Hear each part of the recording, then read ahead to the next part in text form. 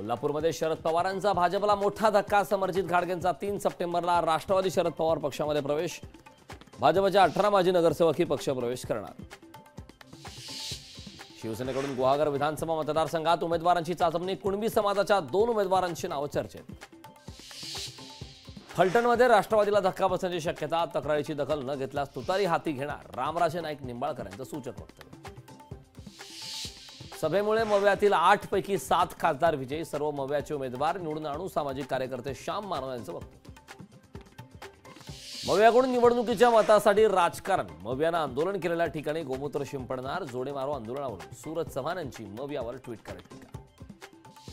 पुण्यात काँग्रेसकडून 4 सप्टेंबरला बैठकीचं आयोजन। पश्चिम महाराष्ट्रातील सर्व काँग्रेसचे पदाधिकारी राहणार उपस्थित। नाना पटोले आणि रमेश चन्नीतलांच्या उपस्थितीत होणार बैठक। आमदार प्रवीण दरेकरांना उत्कृष्ट संसदपटू पुरस्कार जाहीर। द्रौपदी मुर्मू यांच्या हस्ते पुरस्कार प्रदान करण्यात येणार।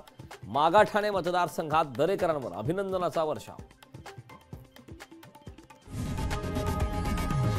लोकशाही मराठी ऐका, पहा, जागरूक रहा।